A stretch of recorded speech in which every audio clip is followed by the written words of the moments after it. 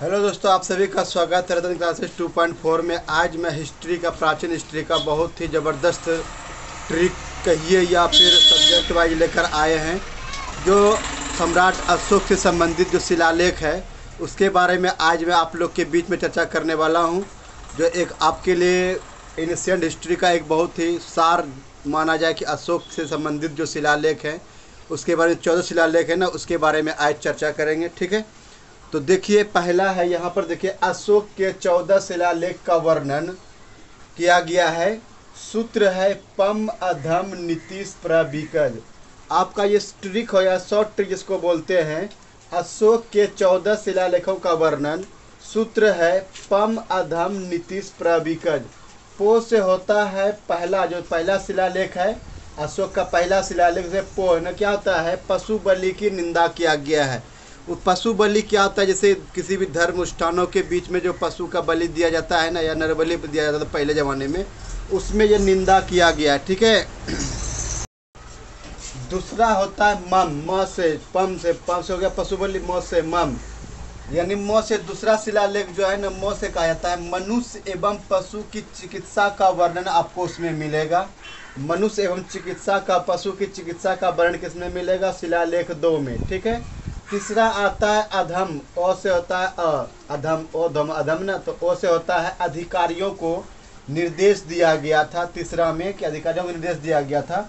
चौथा में आता है ध से होता है धर्म के विशेष नियमों, यानी भेरी घोष की जगह दम घोष की जो चर्चा किया गया है ना, ये हमारा अशोक के 14 शिलालेख में से चौथा में किया गया, जिसका सूत्र होता है धम, धो से होता है धम। ठीक है।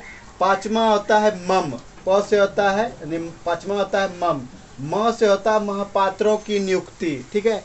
अशोक के 14 शिलालेखों में से पांचवा में जो कहा गया है म से होता महापात्रों की नियुक्ति। 6 होता है, छठा होता है नी से, यहाँ पर जो सूत्र में आता है नी। ठीक है। नी से होता है आत्मनियंत्रण, यानी अशोक के 14 शिलालेखों में छठा में कहा गया है आत्मनियंत्रण की बात कहा गया है, जो आपके शिलालेख किसमें है, छठा में है। ठीक है। आता है सातवां और आठवां। सातवां और आठवां में आपके तीर्थ का चर्चा किया गया है, तीर्थ यात्रा के बारे में चर्चा किया गया है आठवां में। ठीक है। सातवां और आठवां में दोनों में क्या है, दोनों एक ही है, तीर्थ यात्रा का वर्णन है।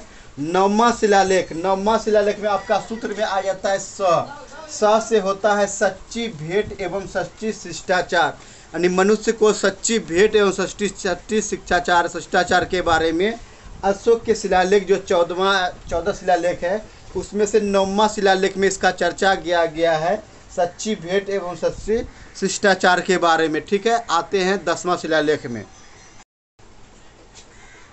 देखिए कहा गया है अशोक के शिलालेख में 10 तक 9 तक बताए थे, अब ये 10वां आता है।